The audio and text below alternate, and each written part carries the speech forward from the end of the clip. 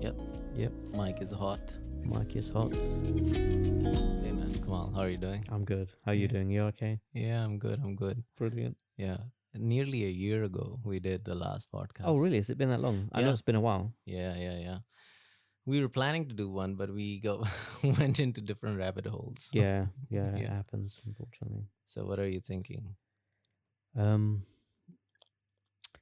I have been really into animation recently, and I've been drawing a lot more because I'm getting into a new career, as you know, as like a tattoo artist. So I'm drawing a lot more, and I thought maybe we could talk about basically drawing art, pictures, the moving image, and then maybe transition into film, animation, and this whole need for us to tell stories and be entertained by stories. Yeah, and I thought we could do that starting with pictures and drawing. Yeah, I mean, so with the stories, I've been feeling that I need to re-engage with how I grew up with like different rituals, which at the center of those are storytelling. So I grew up in Lahore Mm. in like a tribe like community, you can describe it. It's not a tribe, it's a huge community, but that's just the closest, with chanting, um, grief rituals, pain rituals, even, so, full old style. And all of that is tied by stories. And it's just sometimes, you would hear that, oh, this story is, yeah, just a, like a made up story or something. And it's like, well, eh, just just the fact of such certain stories coming down for thousands of years and they have survived, just that, it's just a very important piece of information. I forgot who said it, but they talk about dreams, and they say the dreams are not meaningless, but they are a real piece of information, which is 100% true. Obviously, the pitfall is that you can think of every piece of information as useful, but that's obviously not the case. It's which pieces of information are in certain patterns, which are maybe in our current time or near future, are actually very relevant and very useful. And so, in that sense, the story which has survived so long in this world of human consciousness, our subjective world. And I actually do want to talk about that as well, because many times our need to tell stories, and also um, why now these stories are films and animations, and why I feel they are critical part of our species, has that link to this worldview as well. But yeah, just to talk about stories, they are clearly part of our subjective world, so survived for so long. Just that, just to hear that, it's so much more richer if you only look at it from the point of view of like, oh, whether like, is this real or not. Well, then what are we talking, what is real? So this conversation is very old, but Ursula K, I forgot her other name, but she gave a speech and talked very similar about this element of like this distinction between fiction and non-fiction is very arbitrary, because it sells book and you can categorize it and you can put it in bookstores. Fiction does not mean that it's not real. It's real, just in a different way. I think now we do it to entertain ourselves, and I think a lot of people think that's just what it is. It's just entertainment. Um, Stories have obviously come about from the need to explain certain things. For example, in some tribes, in some ancient tribes, you'd have like songs or stories which you would tell to maybe map out the area, you know. And some even myths and legends might have come about there, you know, like if there was this giant snake, you'd tell the story of a snake, or you know, if there was this Hercules type character who defeated somebody somewhere, you know, it's like there was a need to tell these stories because to some extent they might help you survive. Like you'd have to know where a certain river is, you know, or certain places to avoid because maybe there will be snakes, there will be monsters. And I think it comes about from, like I say, early even pictures, drawings, in caves. I was watching I saw a video about these hobo signs. These people, like these hobos from back in the day, they would mark out certain areas, you know, to give other hobos like advice, you know, this is here, this is there. And I was thinking about it the other day, and that's what cave art and paintings were to some extent. You know, they weren't just be telling certain stories, and they wouldn't be just kind of detailing certain events or just even art. Some of it is creative and some of it is people being artistic, but a lot of it was either to tell stories or to mark certain areas, certain events, you know, um maybe even certain seasons. You know, can I maybe if there's pictures of buffalo or deer, for example, you know, it's like maybe they're trying to tell, if not members of their tribe or reminding themselves, they might be telling other people in other areas, you know, this is a place where you can hunt these animals in this season, or I don't know. I'm just, yeah. Yeah, yeah, no, no, no. Yeah, exactly. I mean, so um this like tattoos.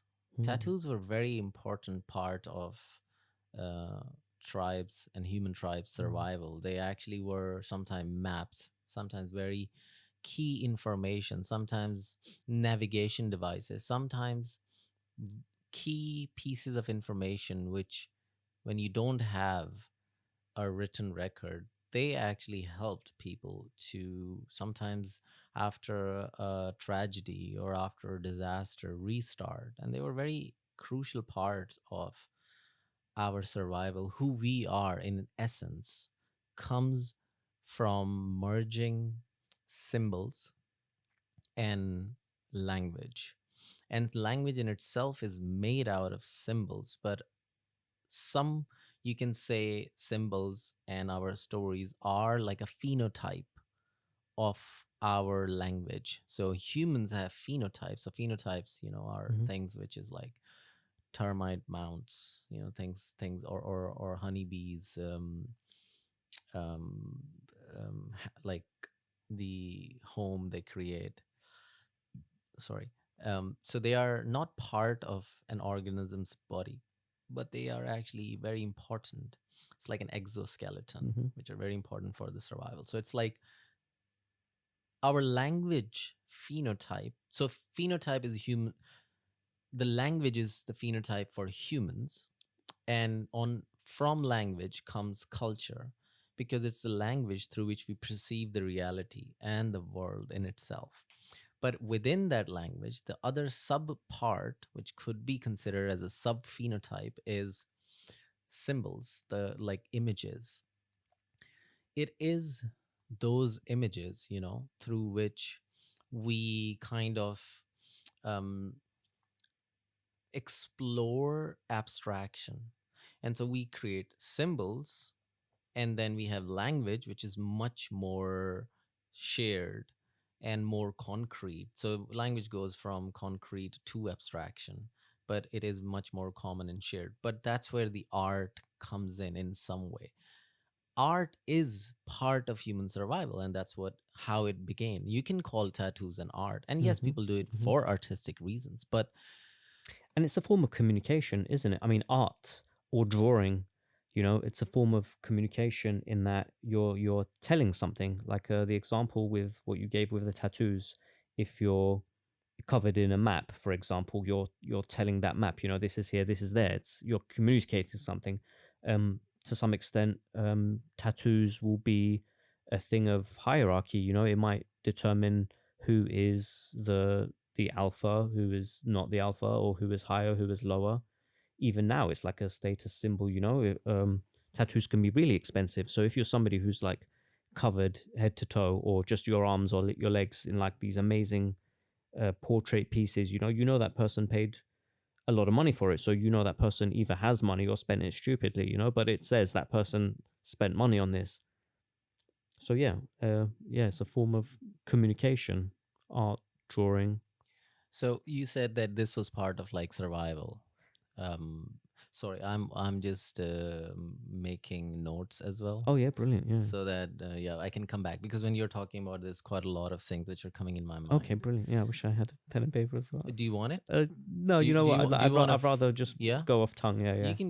Do you want phone? I've got my yeah, Oh, brilliant. okay, Okay, okay, I've got my okay. phone. If I want to make Cool, notes, I'll cool, make cool. notes. Brilliant. Yeah, thank you. So yeah, you said about the for these things helped us survive. Yeah, I And think initially that's how it would have been. yeah, yeah, yeah. And so this is how you can corroborate like over different time periods. So you can have these abstract symbols Mhm. which are like at the edge of what is real, Mhm. which you cannot perceive or has access to as a human being, Mhm. because it is beyond our perception.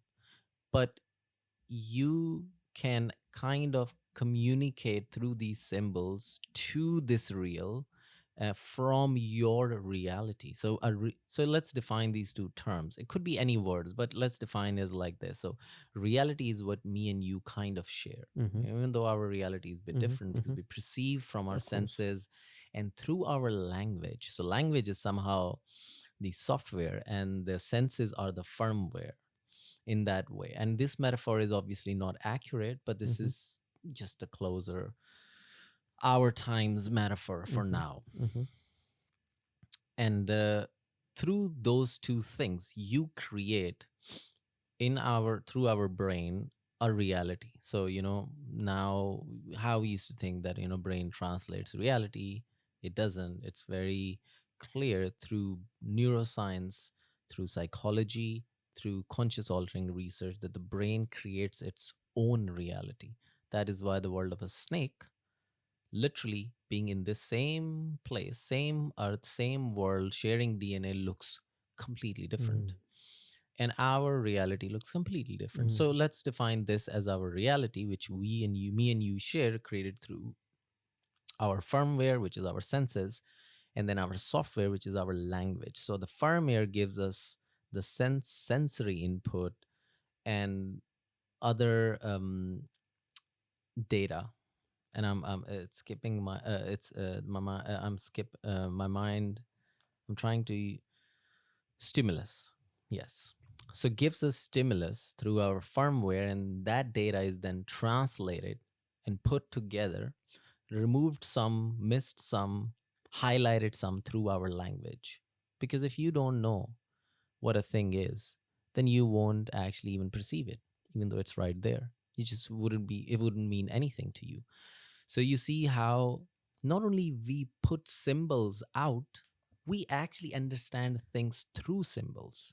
So if you have a symbol, then you have a word for it, then you categorize it, then you perceive it, and that becomes part of your reality. Are you talking about the creation of words and like letters, Yeah, yeah, yeah. combination of letters to like describe something? Something. Yeah, I know exactly what you mean. Yeah, A completely abstract concept, like you have a glass, exactly. and you put five letters together, you call it glass, and you and I basically know what a glass is because we understand the word.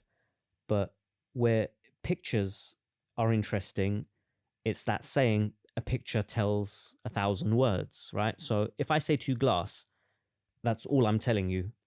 You can only picture that. I mean, you could picture a sunset behind the glass if you want to, but I'm not communicating that to you. That's just something you'd create in your own head. So with a picture, I could draw the sunset, or I can draw a sun in the background. I could draw a glass. I can draw something in the glass. Suddenly now it's a glass of water or a glass of lemonade. It has ice cubes. You can see the sun. You can infer from that image that now it's a sunny day. So it must be perhaps summer. If you can see out the window, you can see a few other things, or the furniture. You can tell how that person is living. Yes. So this is exactly the crux of what I was trying to get to, which is that a glass is meaningless in itself. A glass given to a human, maybe living in a tribal community, or maybe someone from 600,000 years, well, not really human, but let's say, I don't know, like 150, thousand years ago, something like that. Am I fucking it up? Wait a second. What am I saying? Yes. Yeah. Someone 150,000. Am I saying it right? Or am I getting too far back? Say it, and No, no, we'll that's what I'm see. saying. Like, so how far back we are fully I believe at 100,000 100,000. years, Yeah, some people are 100,000 years. speculating Yeah, to yeah, yeah. 300,000 years, but I Yeah, think so we know okay. 100,000 for sure. So yeah, so let's say yeah, something like that. Yeah. 200,000 years, Yeah. something like that. You give them a glass made out of this material, Hmm. shaped like a Hmm. drinking glass. Yeah. It's meaningless. It doesn't mean anything at all. They might think it's like jewelry. It's Exactly. shiny. What Yeah, do I yeah, do with yeah, yeah, this? yeah. And But then again, you never know because of the shape. Because it's like a vessel you can hold. Think it might even come quite natural that they'll think, what, let me drink my best beverage from this. for sure, this is like problem solving, and that relationship would be different to what we have to the glass. I know what you mean because I can imagine a cat, right? A cat would walk into any room. Like it knocks things over, right? But because it doesn't find it useful to itself, it it ignores a lot of things because it's meaningless to it. That's exactly the point. And so you see how we create our relationship Hmm. with the reality is through symbols, but we also put out symbol Hmm. in the world, which we can call cave paintings, which we can call religious symbols, which we can call spiritual symbols, which we can call artistic interpretation of reality.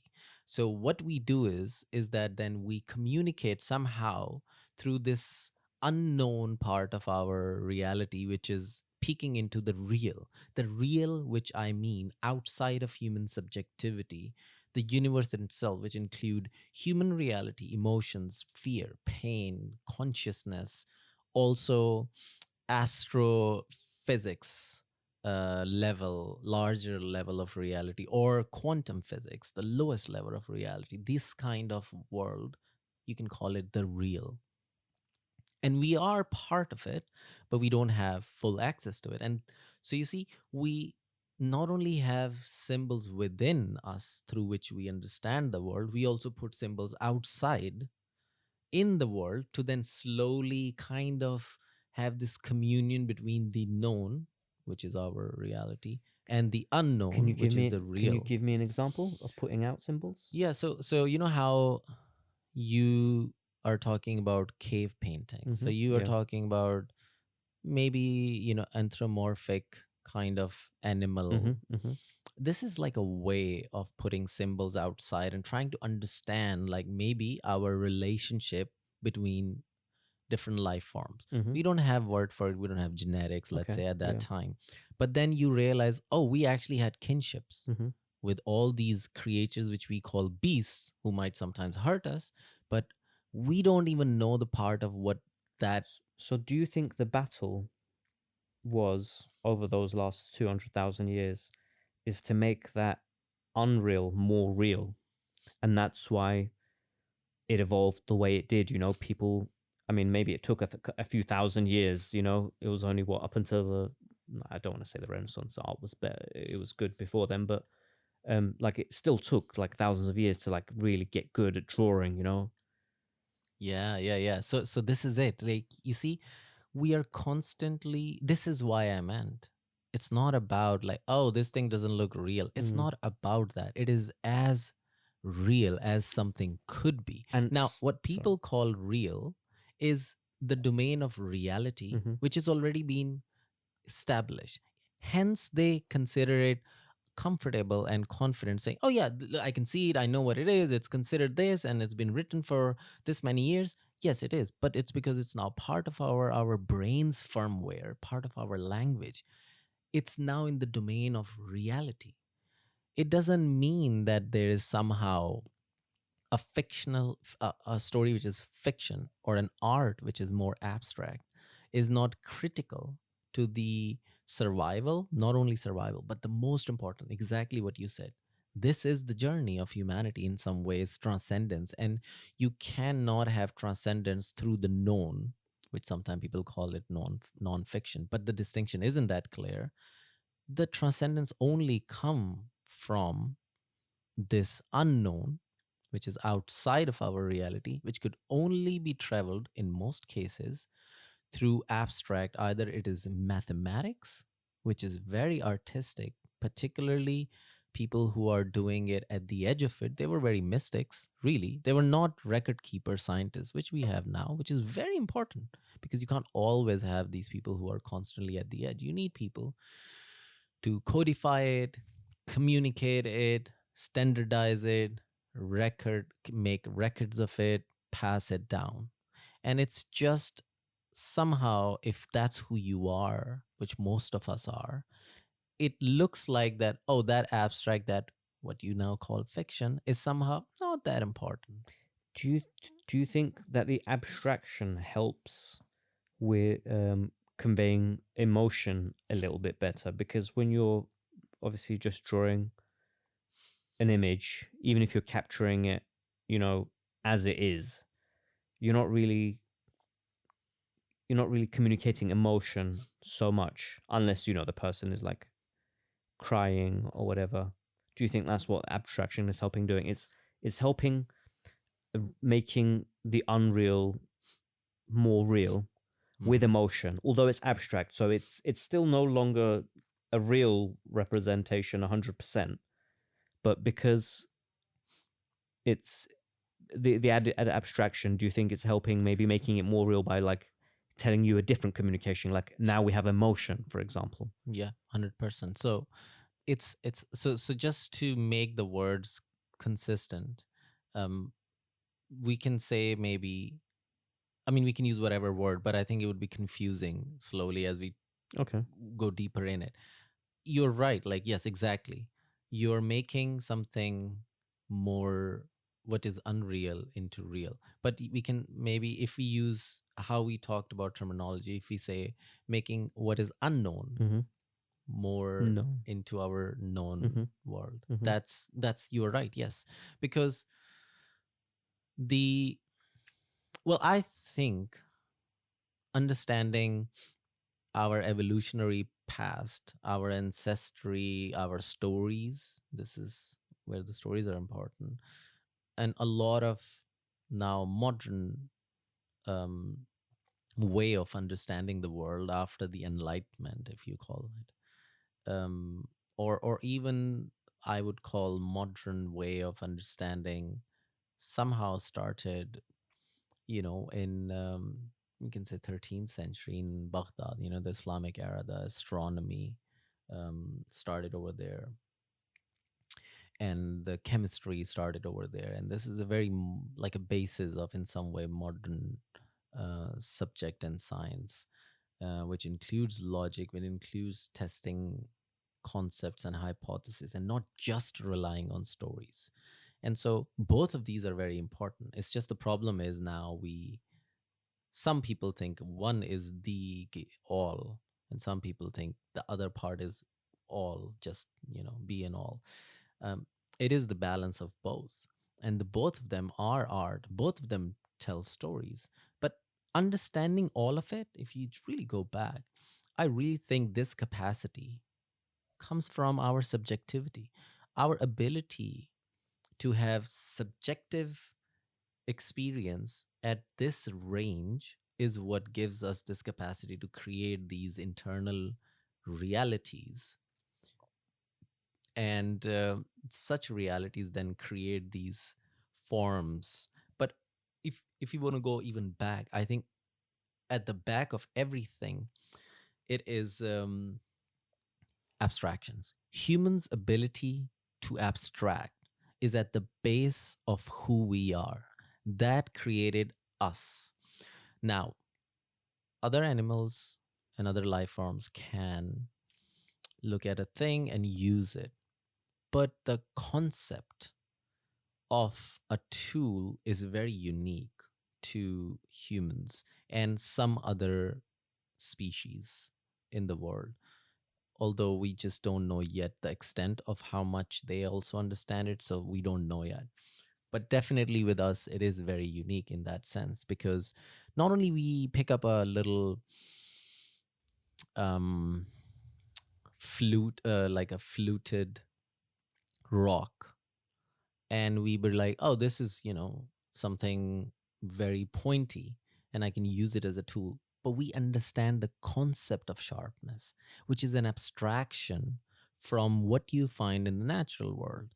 Now that's abstraction. You then understand what sharpness is, and that concept then can be taken, used, developed, manipulated, and now we have a hydrogen bomb. Literally, that's how it So started. so where does that come from? So I think, Is it a natural need for progression to want to evolve, or is it is there these concept of forms that exist outside, and we're just becoming more and more conscious to these forms? Is that mm, what it is? Because if you think about it, the whole need to capture images, draw images from cave paintings all the way up to, Renaissance paintings of people, they wanted to capture that image of that person, that likeness, a statue. And then now we have cameras. I mean, the guy who invented the camera, it was so popular, the need for it, the want for it was so much that we all now carry a camera with us at all times, taking pictures of everything. Like, is there this like natural need, or where does this need come from? What is that? yeah, that is a very interesting question, or direction to explore, because even before cameras, or this particular example which you use about cameras, like, where does these kind of like um somehow common um not architectural, archetypical Mm. um expressions of who we are comes from, and they just become part of everything in our human world. But I yeah, yeah, but I think if we see it from whether the concept of sharpness in itself existed in the universe and we just discovered it, or is it unique to human subjectivity? I think that's a very interesting point to explore. And I think, I yeah, think to some extent that's what I was getting at. Like, do which one of those philosophers was it? Was it, I think, Plato? I think he was the one that talks about forms and how certain forms exist somewhere else, and then we kind of form them into the things that we use around us. Like, there's the concept of sharpness. Is there this like archetype of this sharp object somewhere yes, yes. So I yes, in yeah, in some realm, and then we just kind of have access to it, and we're like, oh, you know what? I could use this sharp object. Like, my teeth are sharp. I can cut meat, but you know what? This object is slightly sharper than my teeth. I could cut this meat slightly better. definitely. Yeah. So yeah, well, this, yeah, I think this is very much where the concept of we are talking about real and reality comes from. That the things exist in the real, and we just have to bring it in our reality by being aware of it, but also by actually enhancing and growing our capacity to be able to engage with what exists. Because that's what the real is, that it's unknown, and the potential is in there, because it would be there no matter if humans exist or not. So in that sense, if there is never a human consciousness, a human type of consciousness, the concept of sharpness exists. It could be any other species. It could be another species which could transcend, evolve, grow, and find the concept of sharpness. Maybe they find it exactly the same way, maybe they find it in a different iteration, but it does exist in its essence. So this property, I think, is now, if we go even back, if we say, well, what is this need of like taking pictures all the time, or what is this need, the artistic need? I think this is fundamental to our being, the expression of life we are of Earth.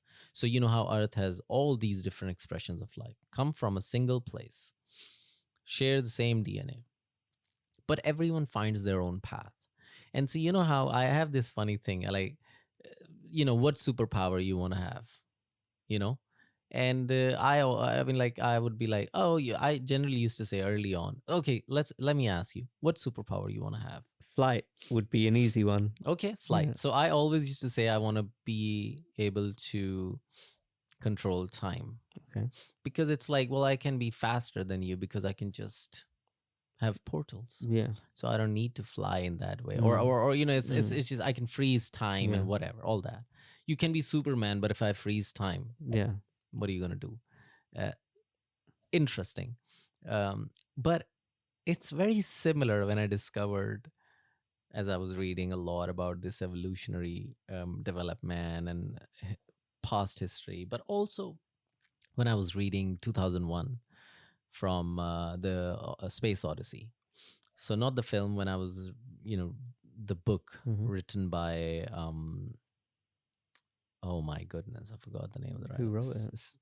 Like the Kubrick's film. Yeah. But who wrote it? I always forget his name. Philip K. Dick? Not at all. Not at all. Philip K. Dick is such a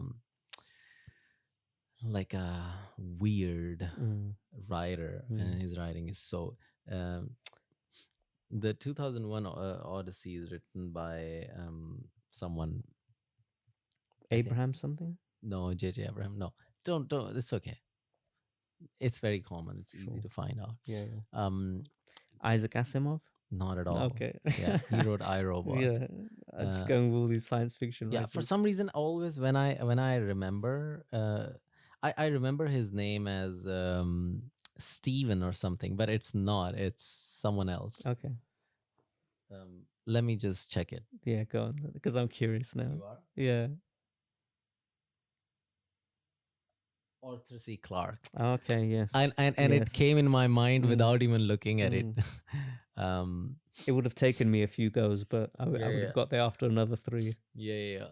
Arthur C. Clarke. So I'm reading that, and I'm the all that, and there's a human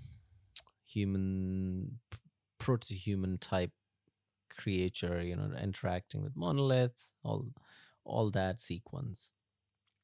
And at that same time, I was reading about our long arc of civilization, different books, just the topic in itself. And I was thinking, superpowers, okay, adaptive strategies. Life has to come up with adaptive strategies and different strategies. And it's like, well, what about mimicry? Isn't that the best superpower? It's like, I will look at you and then get my superpower. and no, and I will be like, this is very interesting. I'll just copy you and I'll take that from you. Yeah, that's a good one. In a way which is not 100% accurate. It's maybe 50% effective. Do you just have to look at them, or do you have to touch them and get their like DNA? That's what human does. That's what humans are. The humans' strategy for survival is mimicry. Yeah. Okay, so why? Because they are very pliable. It's the plasticity. That's why we have language what we have. Now, what humans had is the software capacity. They were like, okay, bears have claws. Interesting. Can we create claws? Okay, I see what you mean by Yes. mimicry. I thought you meant mimicking each other for survival, but you meant mimicking nature and everything around us. That's why we mimic each other, because that's the fundamental property of who we are. Okay. It's our ability to adapt. It's the adaptability, the level of adaptability. It is the level of brain plasticity. So we are so malleable. So if you put a human, this was an experiment done, which would never be done now, but they put a human kid and a human child and a chimp together. Oh yeah. And the human child became so much like a chimp, Mhm. literally just become a chimp. And the chimp barely did anything different. That's because humans have insane amount of brain plasticity. So the human was more adaptable than the Mm-hmm. monkey was. Well, I say Yes. monkey, it was the chimpanzee. Yeah, yeah, chimp. And because the chimpanzee is not as adaptable, Yes, it would have remained chimp-like because of its instincts. exactly. And that's why you can put humans into, really now, even now, into a tribal place with using arrows, Hmm. climbing Hmm. trees, or in a Oh metropolis. yeah, you'd very adaptable. Yeah, You could lose an arm and a leg, and you'd still go about your life yeah, like perfectly fine. yeah. You can put humans in deserts, you can put Yeah, humans in ice, you can yeah, put humans in mountains, and they would they would figure the way out. survive. Yeah. They'll survive. So this is why the adaptability, that's where I think that's where the language comes from. So now look at this thing. You have a tiny space which can distort reality in a way. Now that distortion of reality is what we call somehow our ability to create abstractions. You can abstract if you have this subjective inner reality. Through this reality, you create abstract concepts. You then somehow um, adapt. Oh, you can, and then you create abstract concepts which represents what you see. And through that, you start to manipulate your external world. And that is literally the basis of how we became making tools. So what do you mean by okay, manipulating the external world Yeah, by making tools? Okay, tools. yeah, got Yes, you. yes, yes. And this is the space in which we started to then. What is abstraction? It's the mixture of images, symbols, and sounds. That's the language, literally. Now, if you have brain plasticity, because you just can copy, that is why you can put so many of them. Mm. If you start to put so many of them, that's where the language come from. If you put so many of them, that's the concept of Marshall McLuhan, which is that you create spaces and the spaces creates you back. So it's a feedback loop between the organism and its ecosystem and its environment. And so this feedback loops then shapes who you are. And so then our fingers starts to become much more thinner and sophisticated and much more precise. And that's also the case with our language within our brain. So we put symbols out and then we see the symbols, and then the symbols shape our mind. And that's why we have now the capacity to have language as we are born. So human brain has capacity for language biologically, which is like insane. But that's the feedback loop which has then evolved us in that thing. So there is this kind of like a feedback loop of um, tools. Okay, you see the symbol, you see the reality, you create an abstraction, you create a tool, you manipulate the reality, and then you have the feedback loop. And that's why I want to add just quickly, that's what technopoiesis is. What's that? That's because now the tools are becoming so much more powerful that no longer we are directly in some way manipulating or interpreting. It's now we are interpreting it through our tools. Now we have gone so far that there is a full layer of technology. That's what the technopoise That's a is. great transition into. It's almost as if, from what you're saying, that cameras, screens, and this ability to record and tell stories, it seems like it was almost an inevitable outcome, like even from like day one, or if not, it's like maybe we were like destined. What's the word I'm looking for?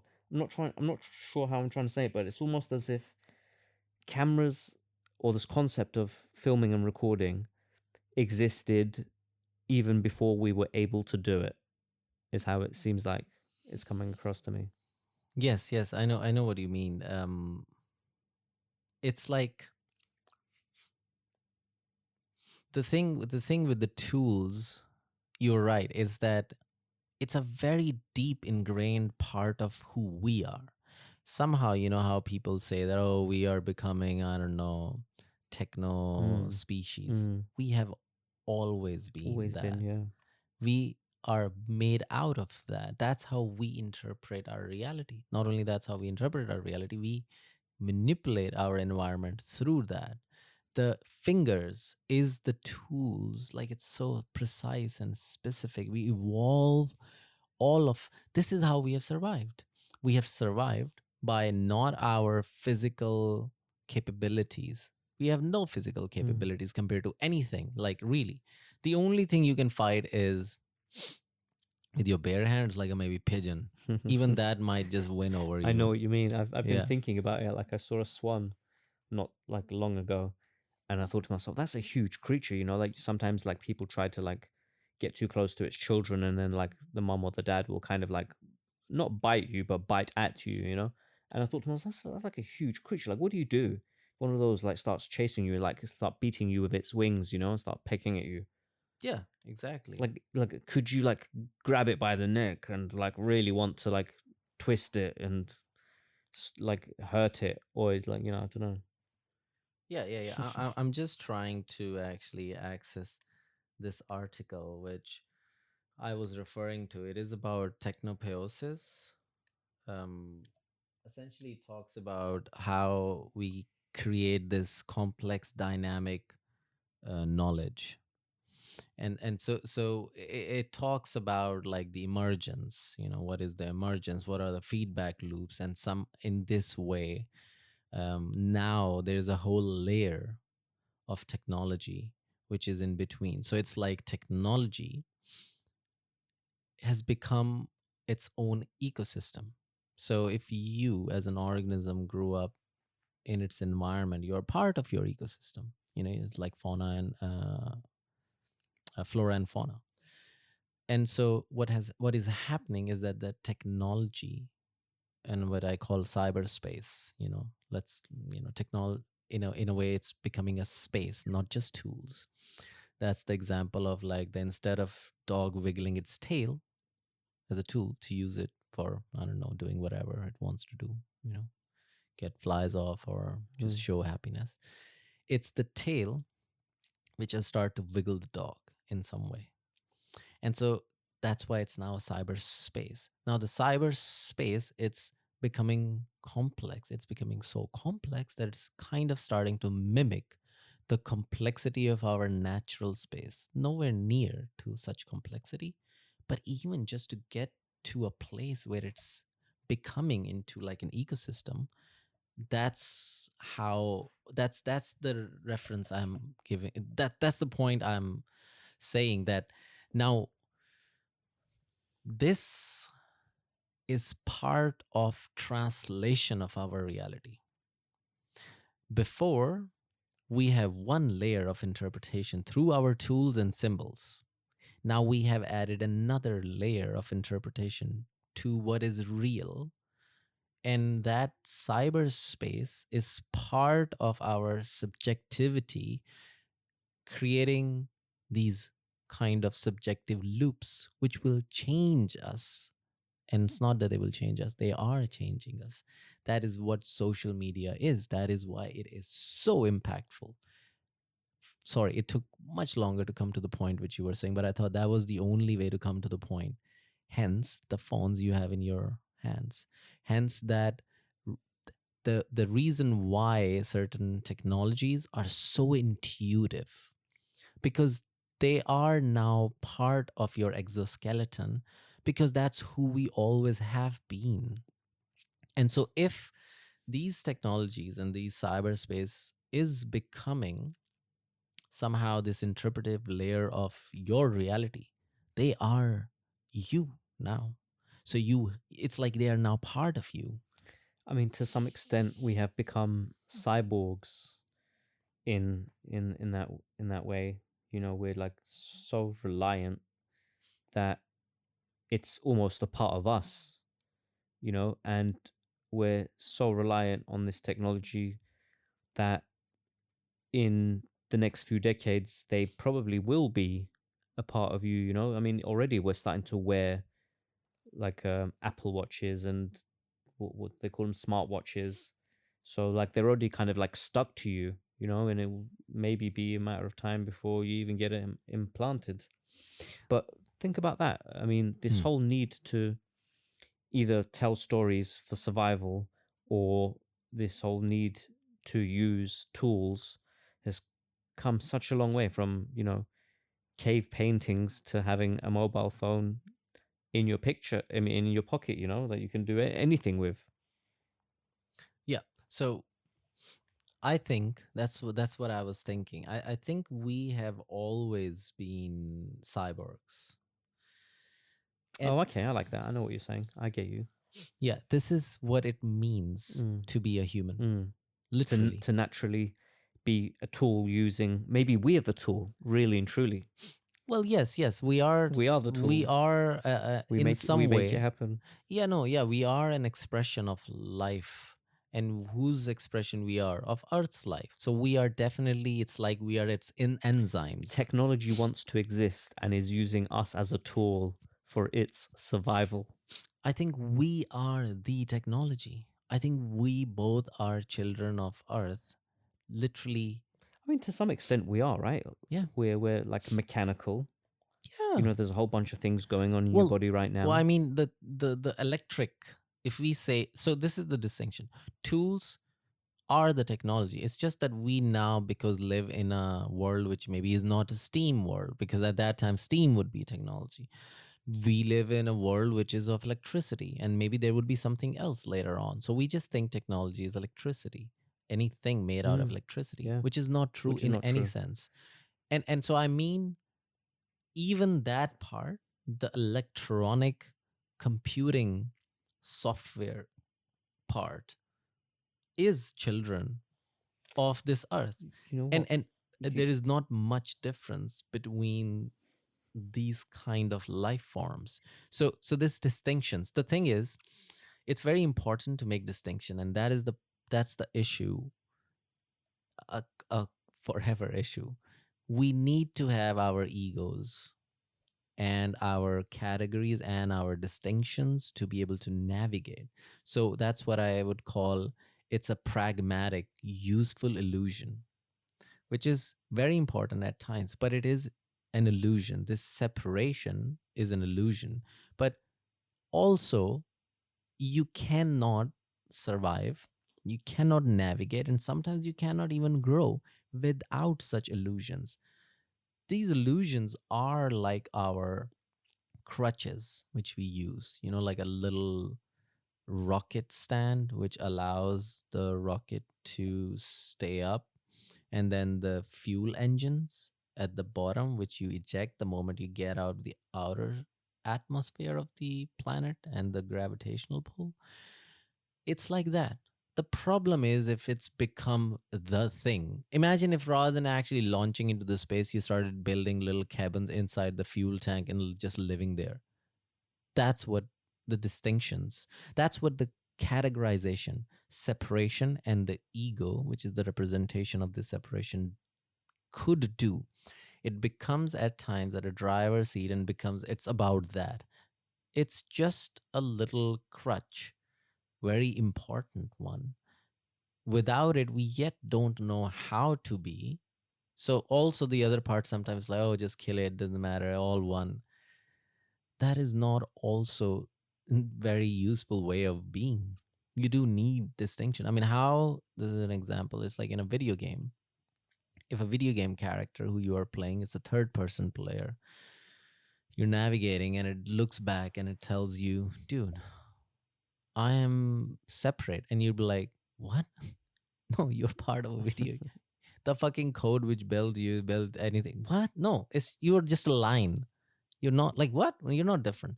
But if it's actually, if it vanishes and you don't even know how to move the camera, if the first person camera is also not moving, is just a thing. You just can't navigate it. It's just, you need this kind of navigational boundaries. Hence a pragmatic illusion. It's a useful pragmatic illusion.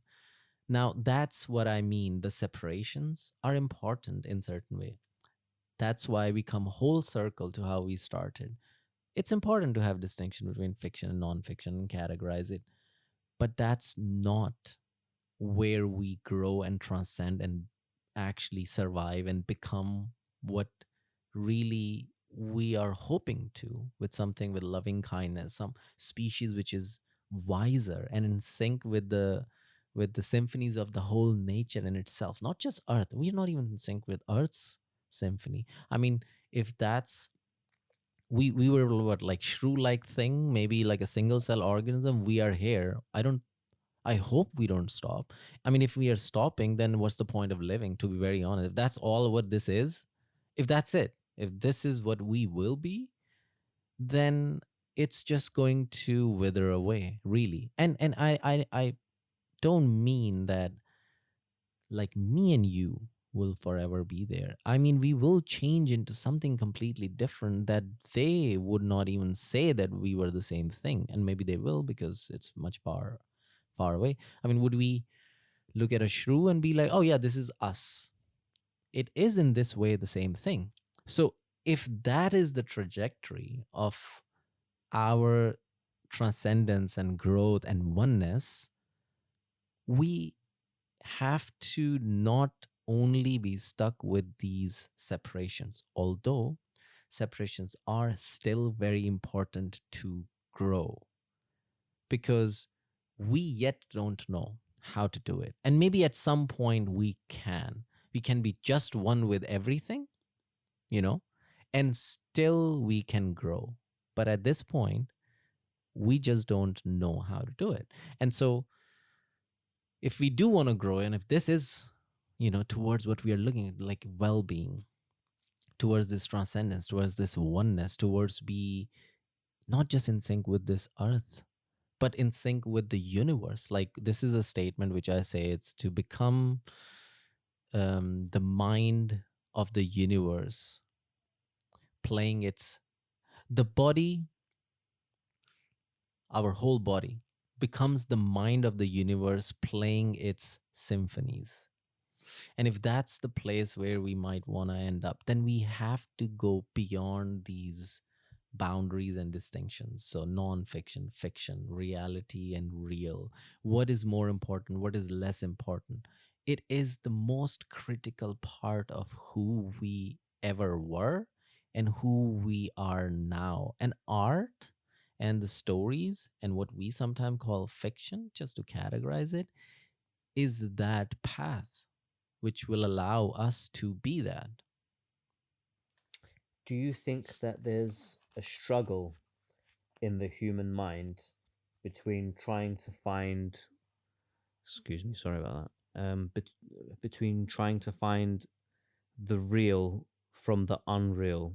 Or do you think maybe the need to capture the real in the unreal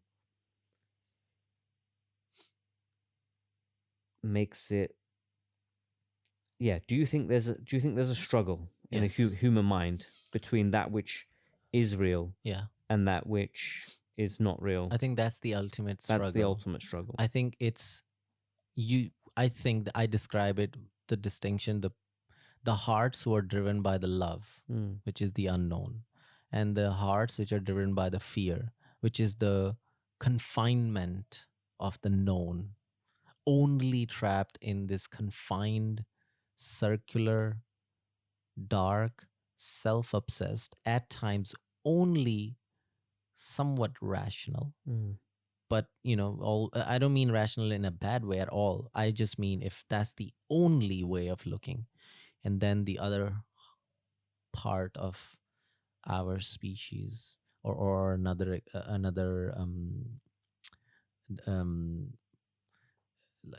what do you call it, like, if you spread these species into spectrum, yes, thank you, um the other part of the spectrum is all the hearts which are driven or motivated by the love, which is very unknown, which is very scary, which is very, very difficult. which is really infinite in a way, a void which binds us all but is unknown. Love, you say. Hmm. You're saying love makes the world go round. You can you can You know, you I've been can hearing that a lot recently. call, I'm a bit more skeptical yeah, but of capital L. L, Love. all capital alphabet love. Mm. And you can say it's consciousness. You can say it's um the mystery of where, and it's not like a religious thing at all in any No, way. The no. like religion is a tiny part of that thing, the expression of this. You can call it universe. It's just another word. It's really at times you have to be in sync with what that is, and it is there because that's where you came from. There's no like, you can have anyone very skeptical, you can be extremely skeptical about anything, but you cannot deny that there is this experience of our subjectivity. And that experience, whatever you are, even if you are experiencing skepticism, that's where it comes from. It comes from your subjective reality. And that subjective reality is part of the universe. Because if it's not part of the universe, it's not there. It comes Mhm. from universe's capacity to be able to give you this Mhm. experience. And that experience is one with the physical nature of our universe, and the real, even the unknown one. So even though the unknown seems very far away and outside, but it is you. It's the you, literally. It's you are part of that unknown. And so that's why the introvert journey of the weird sometime through outside is what we are talking about. And even biologists have talked about it. He calls it Antonio Damasio. His book is right in front of me. It's called Self Comes to Mind. And he also wrote the book called The Making of Culture and World. He's a very well respected biologist, and he talks about this imagetic space within us.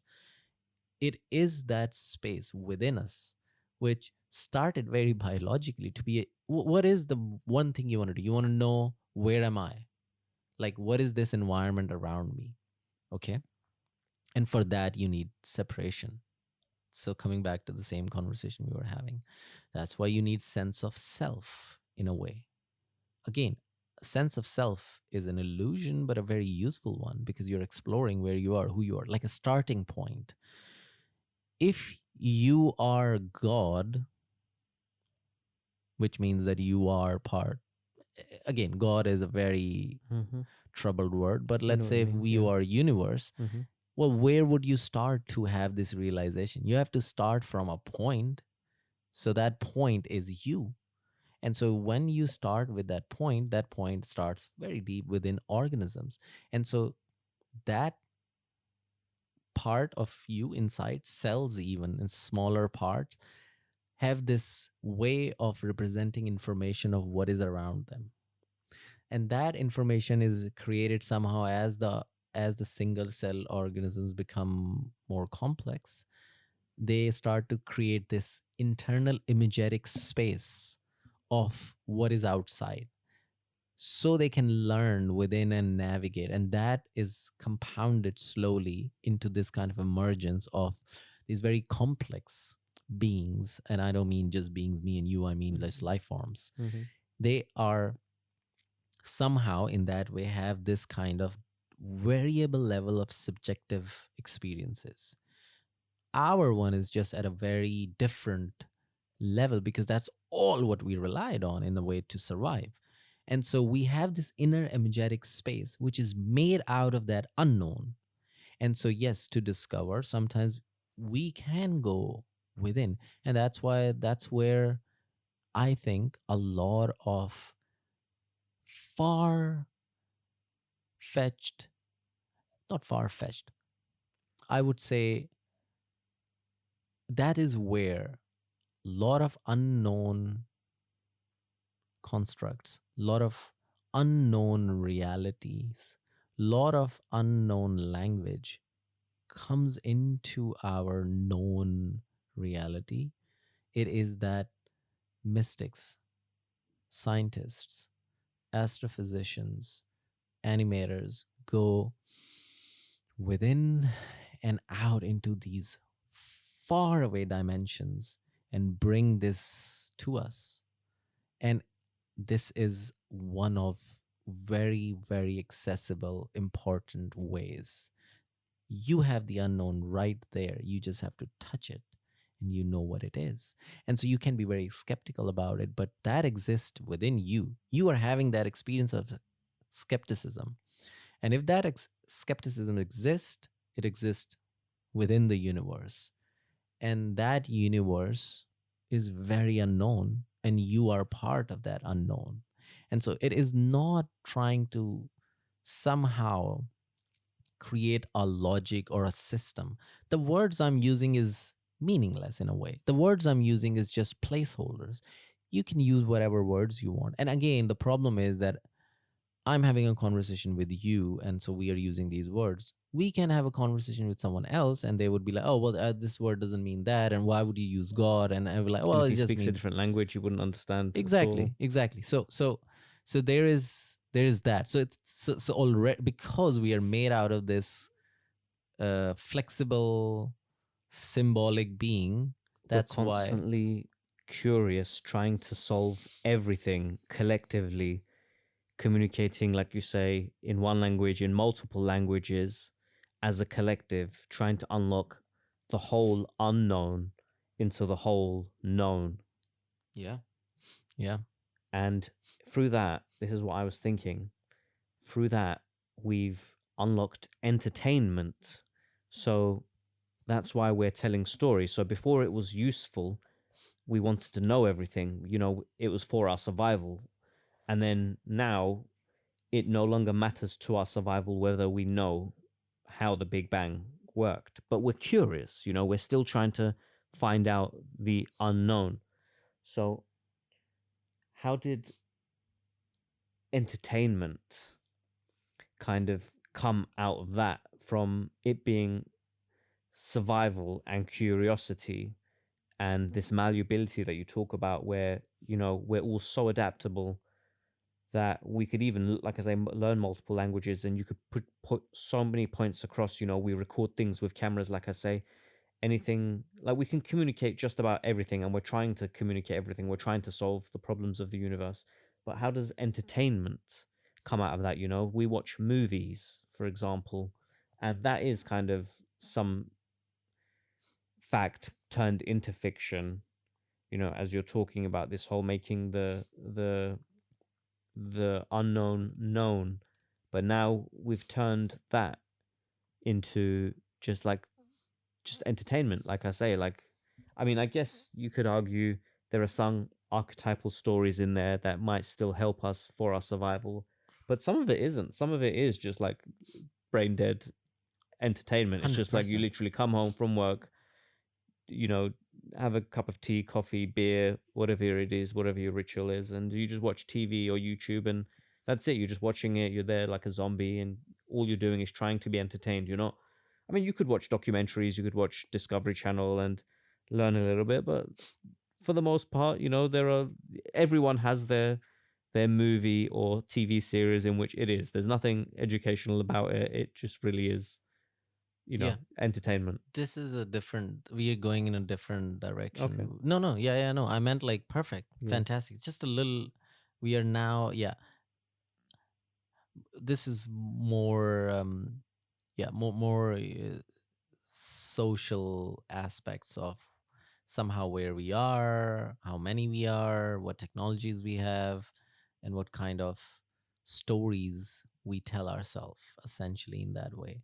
I mean, let's not make it like everything was amazing back then. I'm sure there were some assholes who were like just telling bullshit stories to get some Yeah, fucking yeah, right. jewelry and beads or whatever was valuable that time in some ways. So yeah, they would be like, "Oh yeah, I'll tell you something very important. This is how things work." Oh wow, yeah, and then it's like just useless. But what you are saying is that I think, please correct me, is that, but now the okay, so so this is how what I understand of what you just said is that art in some way is, if it's so important at times and it's such a sacred part of who we are, but then what about this art? And I think it's a distraction in a way. And I think there's a thin line between forms of art. And so some of the things are actually mimicry and manipulation of what art is. And what it does it that it just projects kind of in a way that, oh, it is art because it very similar, it looks very similar to it. But what it does it just keeps you in this unsatisfactory loop of this constant meaningless engagement. It's just trying to hack your attention. So it has the many video games are like that. You know, it hijacks the archetypical fundamental properties of a journey, of a hero's journey, or the growth, and then gives you that in a kind of adrenaline way with a hollow high, and then leaves you with this kind of free fall, just heavy feeling, nothing else. And this is a way of somehow hacking your attention and manipulating. Similar with a film. I see what you're saying. So Yes. there's, because of the natural curiosity that we have to communicate, we're taking this and we're thinking it's useful. So we're taking part in it, thinking Yeah. it's essential, and like you said, it's hacking our brain because we have the need for it. Excuse me. And yeah, Yeah. It's the close proximity to the real. It's not real, but it's close to real mm, enough. It's That's what the hyper stimulus relationship Diet are. Coke.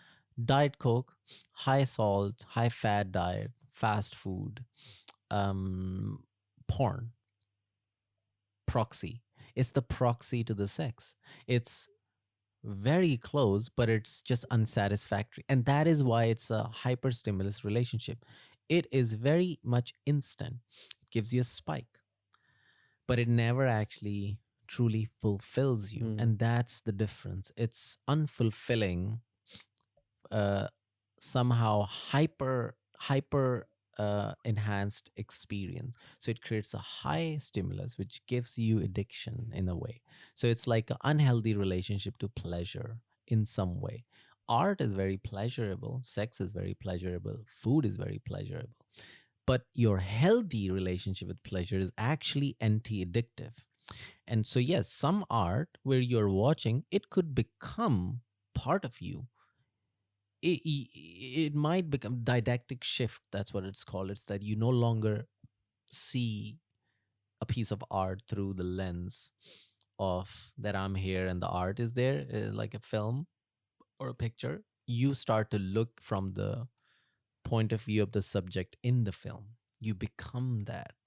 It's like the consciousness starts to play on the wall in itself.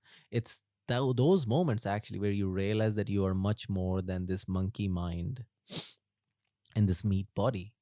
It's like that's where also you realize sometimes that the fear of death or the meaning of what this is somehow a wrong question, because if a thing can exist much more than what this state of your mind was, then obviously somehow that fear in some way, or that question in some way, is not really framed in a right manner. You know, like, what is the meaning of this? All of us will go away and die. Well, do you feel that in that moment?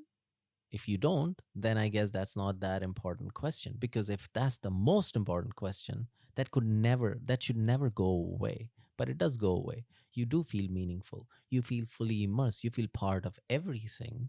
And it's like the consciousness is playing on this wall rather than the film. And actually, it could shift you who you are and make you actually be more spacious, ethical, and gives you much more energy. And you actually can be of service through that art in the people who you can touch around you. That is a different, completely different outcome of what we sometimes end up doing, which is the hacking of like coming back, being on the sofa, being hijacked, and then having the dread and actually becoming somehow more stagnant and less integrated and less functional. And I think these are the two completely separate pathways. And I in my research I have tried to this exact thing which you just said. I have it one of the first examples of creating a language, how important it is, because you can call both of these things art. But do you see the difference? It is literally a difference as if between being alive and being dead. That's how big the difference is. But you can call it the same. It looks very similar, but it isn't. It's so different in a way. Yeah, sorry. I try to mix in the concept of which needs a whole different like long exploration, is to, you know, our question like what is the meaning of this universe, Mm. or like um or what is the meaning of me, you know. Mm. It's like, I mean, in that art gives you sometimes, You're saying the question is pointless. it's a The question is wrong to begin with. it's framed I in a I, very wrong I way. would agree with you because it's the question shouldn't be why are we here. The question, if there's needs to be a question, is what should I do? Is the real question. You know, what do I do? Not why am I here? You're here. Deal with it. Yeah. This is, Yeah. yeah, well, this is, yeah, you're right, this is a good interpretation of what we were talking about. So in that art thing, I think we should connect something else. So there's this discussion. It's like, well, if you make a documentary, you know, about WWE, it happens, you know, WWE, the The wrestling thing. wrestling Yeah, yeah, yeah. federation. Actually, I recently realized that how um like I thought, so many people know about it, Yeah. but apparently not. And apparently it's a very very male thing. Go on. Outside of US, it's like only most men watch it. Yeah, I'm sure women don't Like watch wrestling at all.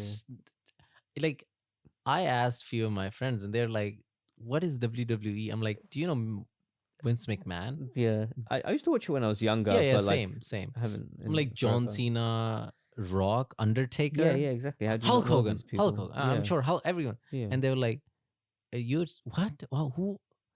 Have you It's heard of these names?" it's not so big outside of the US, Yeah, to be that's the fair. thing. Yeah, Yeah, I mean they're Europeans, so I was talking to, yeah, but it's like they've never heard of it even. yeah. I don't imagine they And would. it's like, I know, like wrestling. I'm like, yeah, Mm, but I mean, no, pro wrestling. And they're like, oh, interesting. So what? Like, is it an organization? I'm like, no, it's like you have narrative and arc and stories, and they actually perform, but still perform real athletic feats, but it's not actually real fighting. And yeah, they're like, not oh, at all. Yeah, so is it's it so like, fake. yeah. So is it like, so it's like what? It's like a play. I'm like, It's like a play. yeah, I know, but the weird part is that I'm like trying to explain, Yeah, and they're just like, wait, what? I'm like, have you ever seen anything about it, like a glimpse? And they it's must like, have no. seen it on TV. Yeah, well, that's the thing. It's like if you don't know, this is Yeah. again same thing. If you don't know what it is, then you're like, oh, it looks like wrestling. It Mm, must be, because there's so many mixed martial art, like K1 yeah, Koreans. Sorry, not Koreans. Japanese. A lot of yeah. Japanese organizations there So you can't were. just say they fight in a ring. Yeah, exactly. Because because it looks like that it is just another organization where there Yeah. is some sort of a fight going on. It was really entertaining back in the day, to be fair. Yeah, yeah, it was very interesting. I think it's a very interesting part Mm. of uh Like they tell entire media. stories that Yeah, span yeah, across seasons, you know? yeah. It's This a very, person's fighting with that person's married or sleeping with that person. yeah, it's a very fascinating documentary which Yeah. came out about it. It's called McMahon. I Mm. think it's very interesting. Mm. It's on Netflix. Definitely check it out. I've really liked it. It Mm. was like, whoa, it's very interesting. Anyway, so let's pick up another documentary. I was just saying that if you Yeah. pick up a documentary Yeah. about what else have I seen recently? I don't know. Um, well, you know what? We have talked about wrestling so much, so let's just Yeah, talk go on. about Yeah, it yeah, yeah, right now yeah. Of course. Yeah. because now we have given so much introduction Mm. about it.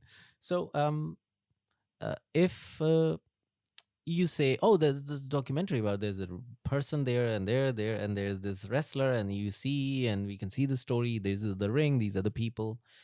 Yes, but then if I ask, well, what is it's like as real as Harry Potter, and they would be like, What? Not at all. That doesn't make any sense. Harry Potter is just all made up. But this thing is here. It's here. It's there. It exists." And how come Harry Potter is as real as this? It's completely fictional. It's just imaginary. But that's the thing, which is now let's come to our words, which is real and reality. Yes, it seems like it in this timeline, now, in this era, to you. But if you showed this documentary or you actually did anything about it, I'm going to give you even better example. If you talk about homelessness, the documentary about homelessness, if you showed this again, you know, 40,000 years ago when there was no like homes, it would be like a fiction. It doesn't exist. It only exists in a brief timeline for you in this moment. It would be just it's a symbolic construction of how we have created our civilization in cities. These cities are as fictional as anything else. You can see it and touch it doesn't make it the thing. Harry Potter is exactly the same. It exists in our imagination. It helps us live in these kind of experiences. It expresses archetypical truths. It also exists in a subjective manner. And in some ways, there is again a world which is of human consciousness, which is not actually interacting now. You know how humans are in very clear way, which we can perceive with somehow these um, quantum mechanics. I mean, uh, definitely we are interacting with quantum mechanics because we are made out of it, but it's not part of our subjective awareness. It's we just don't know what it is, but Harry Potter is, and it does exist in that world, and in that conscious world, stories, things exist. I mean, there are patterns of particular expressions. You know how what you call like now they don't use the word laws of laws of physics or laws of nature. They use patterns or behaviors of Mm. because they realize that it changes. The universe is evolving like Mm. us Mm. because we are part of it, and we represent certain elements of it. There are patterns in our reality which expresses in a very specific ways, which is very useful. They are very much real. Now, let's call it, they are reality. They are our reality. And that's basically what movies are, basically retelling these patterns so that you, as a human, are aware of these Yes. patterns. Yes. Societal norms are Yes. obvious in movies, for example, kind of tell you how to act to some extent, you know, how to behave. Well, in my, this is what I was thinking a Yeah. lot. No, go on, go on. You were saying something. Um, and it seems this natural curiosity to want to tell this and to see this, um, and this whole, like you say, malleability of the human as a tool suggests that there's no limit to what we will do with this storytelling, be it fiction, be it fact, be it truth, be it exploration of the unknown, or just be it artistic mimicry. You know, there's no limit to what True. we will do. I mean, right now we're limited to TV and films and social media, and maybe we can watch animation and we can write stories to each other. But seeing as we've created cameras and microphones just to even be able to do this, what next? Where else would we take this? True, true. I mean, I hope so, Mm. that we take it somewhere, and we go beyond whatever we think our limits are. And I Like if you think about it, it's quite vast, We have radio, for example, that's a whole technology on its own, You've got multiple different frequencies, millions of different frequencies, and that's just radio. Then we've got what we're doing now, the medium of podcast. Like I say, you've got animation, you've got films, you've got books, you've got TV series, cave paintings, be it, um, music, songs, CD, cassette. Like it's so wide. I just wonder where it can go. Like I can't even imagine what could be next. If we've gone so far from painting in the caves to be able to go into a cinema and hearing it in 3D surround sound and watching it on the big screen, with all those colors and lights. Yeah, Like the potential is yeah, like I said, it's yeah, unfathomable. I yeah, can't yeah, even think. I can't even think what yeah, the next steps could be. yeah, yeah, yeah. That's it. That is why it is so critical and so excited and exciting, and the thing, because that goes hand in hand with whether we will survive or not, as this continuation. And when I say survive, I don't mean we as this human being like Homo sapien. I Okay. mean we, like the potential we, the Okay. emergent Yeah. we. Okay. I mean the we, which is the expression through us going into a completely different Mm. life form. We, Mm-hmm. which will become a thing, which is just, call it oysters, not oysters. Sorry, it's just, sorry. I was trying to make a reference from a book called Hyperion, where this Mm. species which lives in space, and it's like a mixture of like trees and space fish kind of thing. I Mm. don't know. That I we. know what you mean when you say we because I'll give you a reference. Jurassic Park, Jeff Goldblum, he says life finds a way. So there's this like natural like living spirit almost. Like you say, it doesn't even have to be humans. Like there's going to be something before us, something after us, something on in different planet, different even realm of existence that constantly just wants to be, you know, and I guess that's what it is. It's that living spirit that there's this like force somewhere that wants to continue, like it just wants to continue and survive and exist. I was having this conversation. I think this is very interesting. I want to continue this Go a on. little bit, but I say that's how important it is. The art runs right next to it. The artistic Mm, expression of mm, who we are, the stories and the art, whether they be in mathematical mm-hmm, forms or mm-hmm, whether they be in these story linguistic mm-hmm, form, mm-hmm, hand in hand with our actual point towards this place where we would be like, yes, we are wiser enough and know enough of unknown that we will survive and expand, or we will not.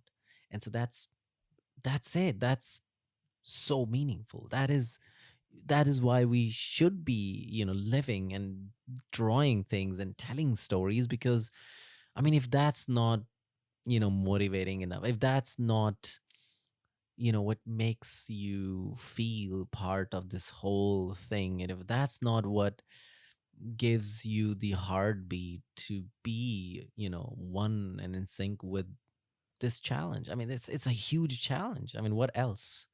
um but it has to come from a place of peace. Again, same thing, it has to come from oneness. It cannot come from this distinction of me and you, because then it's just a competition, and all what would happen is that we will just drain ourselves, and all what would happen is that we will just go in these meaningless constructs, which will render us useless and stagnant essentially.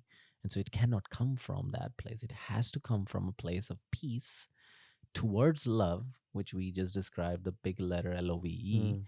And it has to be an infinite game. See, that's where I have a conflict in that I think that to some extent, with what we do with entertainment, is kind of is kind of that the opposite of what you're talking about. Like I say, I'm a big skeptic when people tell me, love is everything, and um, Well, you can call it any other thing. You can call it the unknown void of this universe which bind everything, which is connected to mm, everything. Buddhists call it differently, Hindus call it differently, novelists in certain stories call it differently. It's just it doesn't have to be love. The love in mm. itself, the concept of love, what you have issue, which I sense is the same thing which many would have conflict with God. It's just so tainted. It's like it just means so many different things.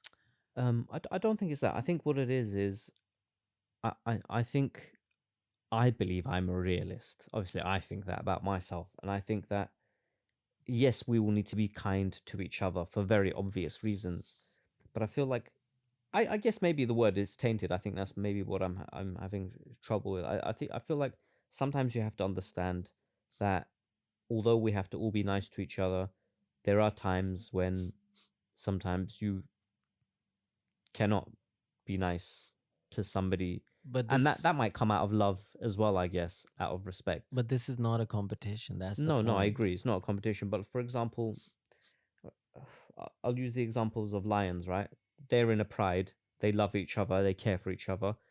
But if one lion goes too far with another lion, like they like to joke about, right? They like to pounce up behind each other.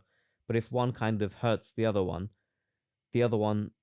has the right to hurt it back, and then the first one understands that he did something wrong.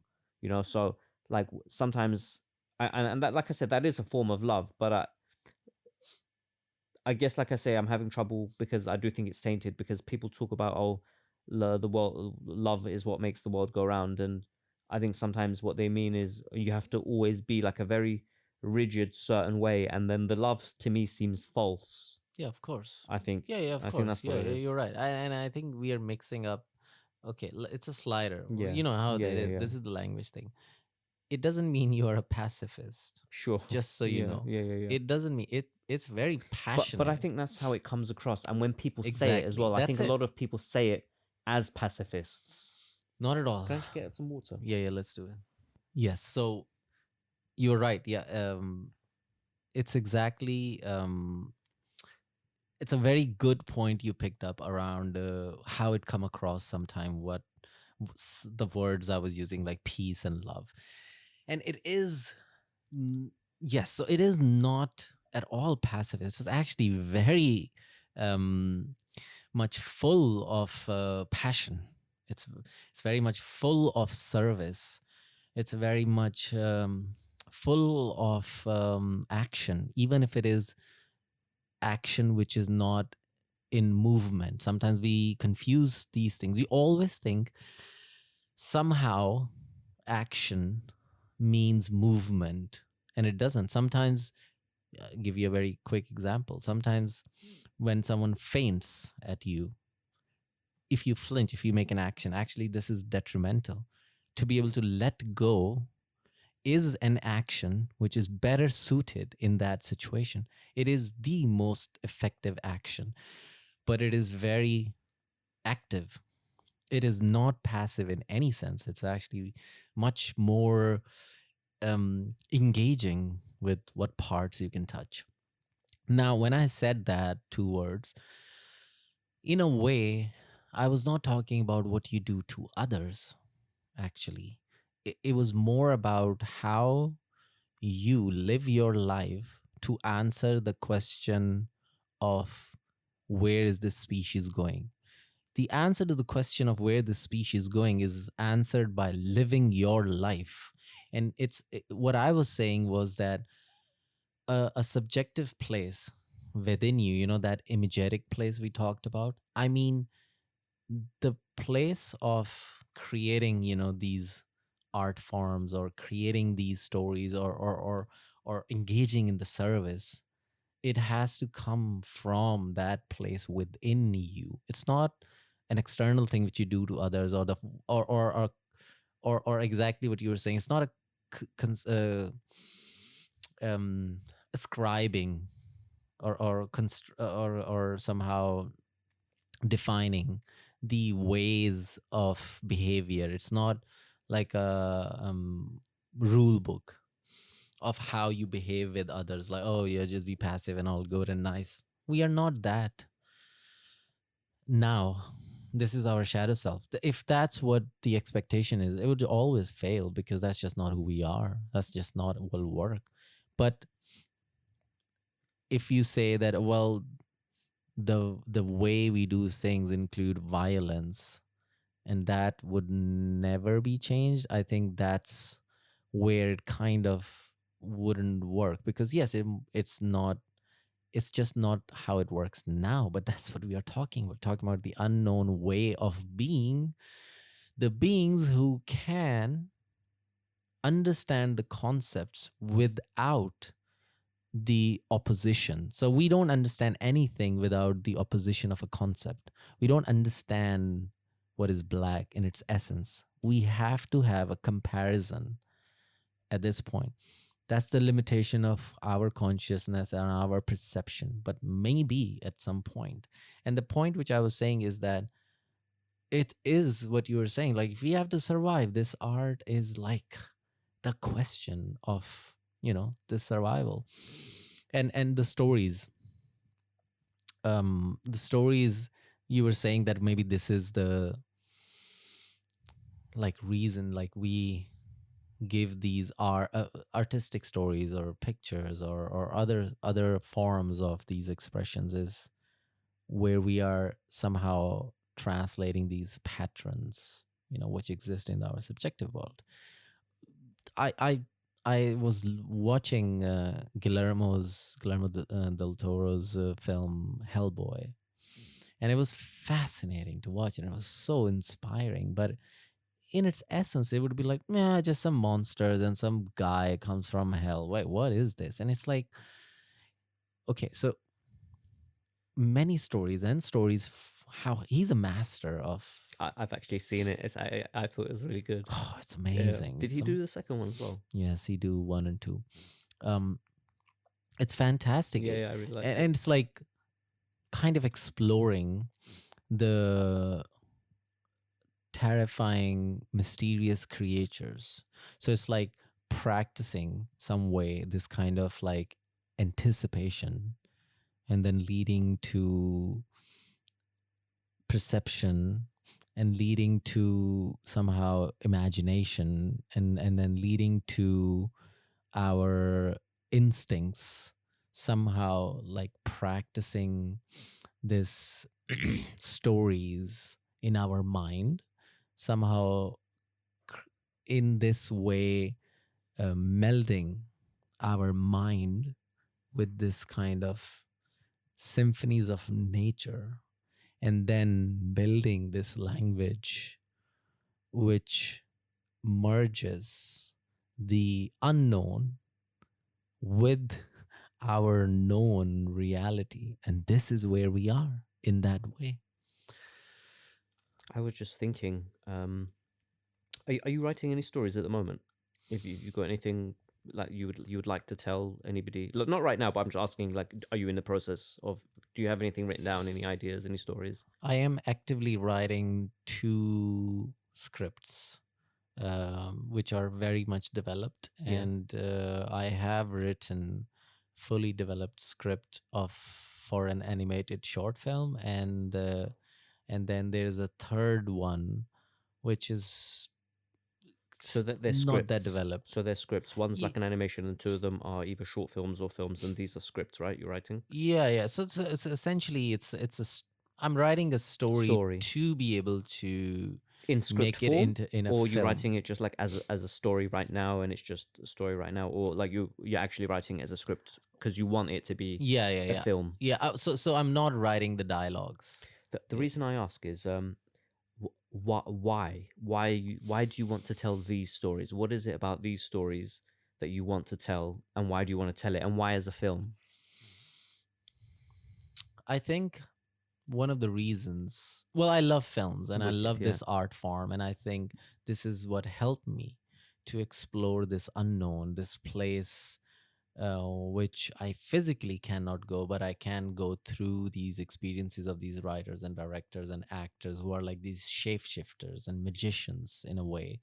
They go these different places and bring us these stories, and then also the craft of it, which is why this color gradient they have used, why this color grading, why the camera moves like this, why they're using this frame rate, why they are moving camera from left to right rather than right to left. What is this zoom all And you're about? trying to explore these with your ideas? Yes, yes, yes. I'm fully into not just storytelling, but Mm-hmm. also the craft Mm-hmm. of this art form in Mm-hmm. itself. Because personally, I think it is the epitome of human art form. It actually includes every single Yeah. form Yeah. of art which we have ever created. Yeah. So it's not just images and pictures, but it's like moving images, Yes. multiple images, Moving images, stories, script, stories. You've got dialogues, sound. color, Yeah. sound, atmosphere. Design, whether it be in Yes, characters or what yes, they wear, the yes, back, the everything set. It is. It literally is almost every single art discipline together. all in one and Together moving. and moving, and that's why I'm interested in that way. And you ask why, and I think it's because um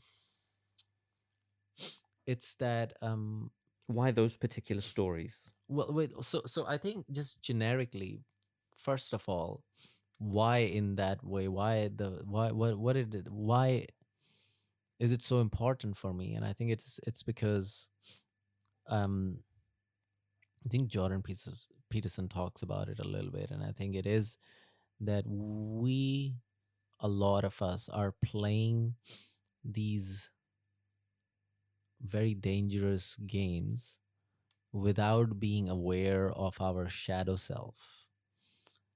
And I think it is true. And I see that. And I think that the path is through our hearts and within us, that connection we have between each other without these boundaries and distinction.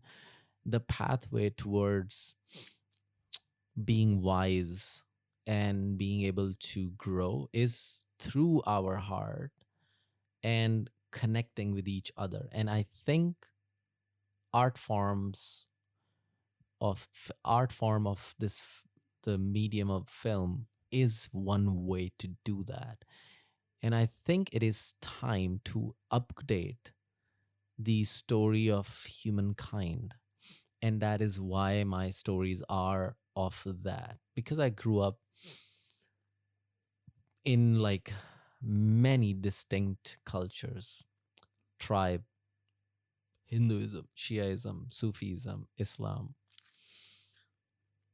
East came to the West, English, British, Western Empire, science, Middle Europe, Christianity. Christianity, Judaism, even, then pagan religions. Like I literally grew up in these ways, not learning, that's different. I've learned astrophysics, I've learned, different subjects, but I grew up like this.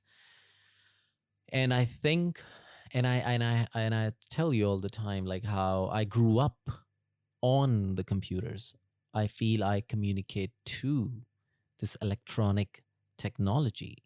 You know how, as we might have talked before, humans who grew up in jungle, they can actually really sense the plants and like which one does what. I mean, Mm-hmm. nothing extraordinary. Mm-hmm. Like I'm not saying Mm-hmm. super No, no, of course. Yeah, yeah, yeah. supernatural. I'm saying they would know each element of like, oh, the tree, the health of the tree, and it's Mm-hmm. like they're Mm-hmm. talking. Yeah, yeah, yeah. They call it talking, but this is just Of course. It's a the communication heightened, yeah, method. yeah, Yeah, yeah. yeah, yeah. It's just that their heightened perception allows them to be in sync with what Yeah. environment they are, and they actually adapt to it, and they Mm-hmm. kind of like read through it Mm-hmm. and read the messages, and then Mm-hmm. create things Mm-hmm. which normally you'd be like, what, how is that even possible? It's the same if you put someone who have never been to the city, they'd be lost, Yeah. completely Yeah. lost. Like you know what the roads are, what the bus number means, what the advertisement Yeah. means, what the signals and the lights and the shops signs mean, and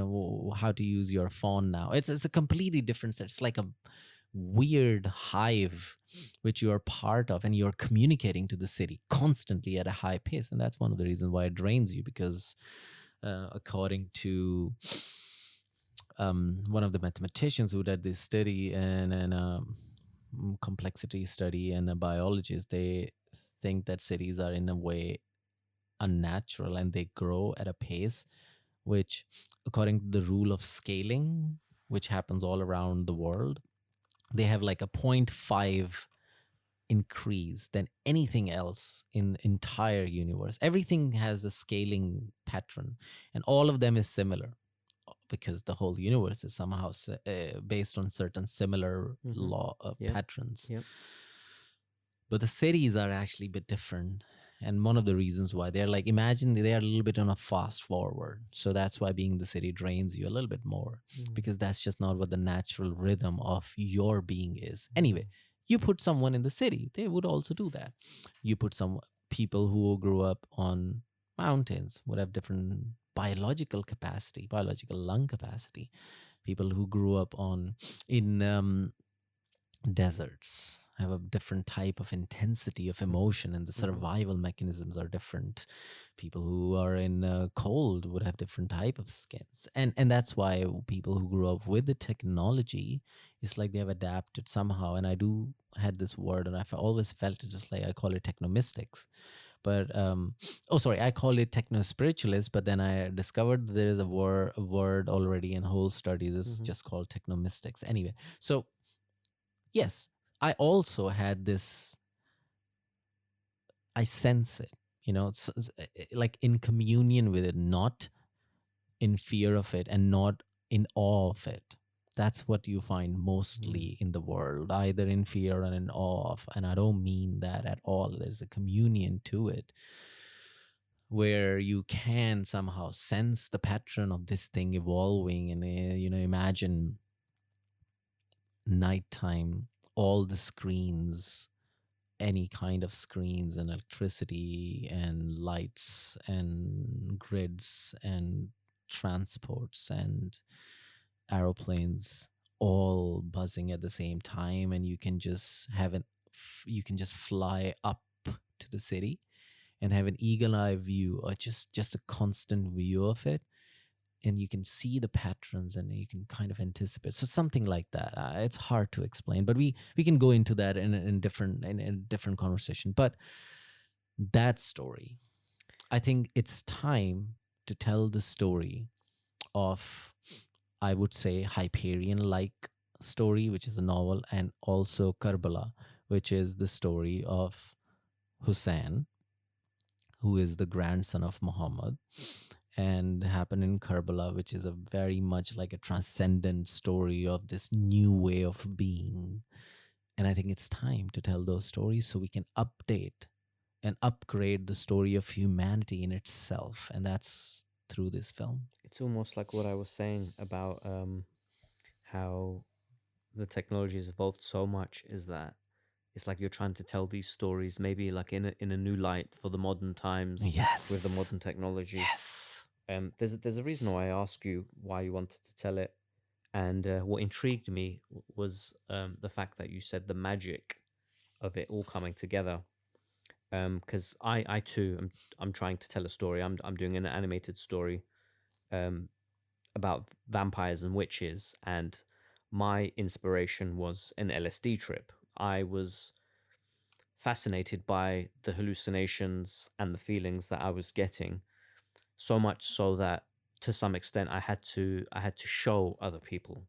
And anyone who's done any hallucination psychedelics will tell you it's very difficult. Like you can say I saw this, I saw that, and it was like this and it was like that, but you really can't explain it, or the words you use really just won't do it justice to the person you're telling it to. So I'm telling an animated story because I can tell it visually, and I plan to use some special effects because I'm gonna have to, and for me, it's the magic of the experience that I'm trying to communicate to people. And like I say, it's also about magic. But like I say, it's funny that you would say the magic as well. So it's almost like there's maybe going back to what you were saying about um, the unknown, and maybe that's what's kind of we see as magic. You know, this the need the need to tell these stories is to make known the unknown. So, for example, I'm trying to communicate this trip to people because obviously you either won't get the same trip if you do LSD, and let's face it, most people will not do it. And even if they did it, they probably, like I say, won't get this trip. So it's like me communicating the unknown. And yeah. Yeah, I think many great stories come from these inner imagetic and this subjective space, which is just at the edge sometimes or at the Mm, realm. And that's why um, conscious altering experiences are the best places to bring stories from. That's why dreams, a lot of anime, you can see that it comes from a dream very clearly. mm, It's like that's why many people here sometimes invest when they see, and they're not used to anime. They're like, oh, I don't. Yeah, what is the structure? Wait, why is it happening? Well, it's like because that's what happened in dreams, mm, and that's why animes feel so beautiful and so informative because dreams are too. Not all of them, mm, obviously. There are different categories of dream, but some of them very informative. Um, and that's why the conscious altering experience through psychedelics. That's why conscious altering experience through just maybe breathing or traveling or walking up a mountain, changing the level of oxygen and the activity.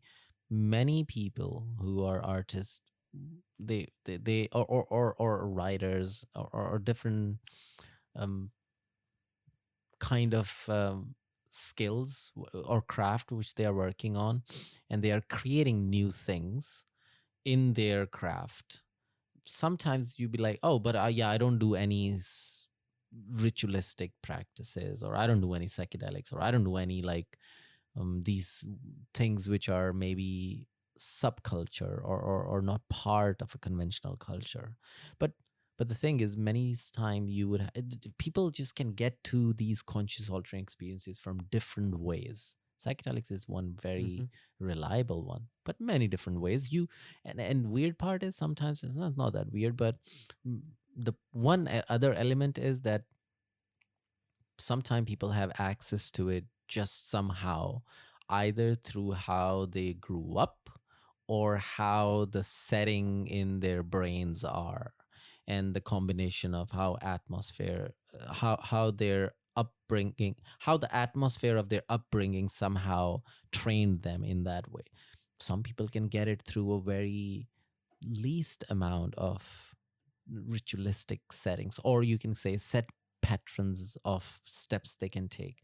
And so it's just this range of conscious altering experiences, and it's one of the same place, which is our inner imagetic place, which comes from the ultimate unknown, and that's the best place to bring stories from. Shall we? yeah, Yeah. yeah, Is it a good place to end? yeah, yeah. I think so. It's been a good conversation. It is. Thank you. Thank you.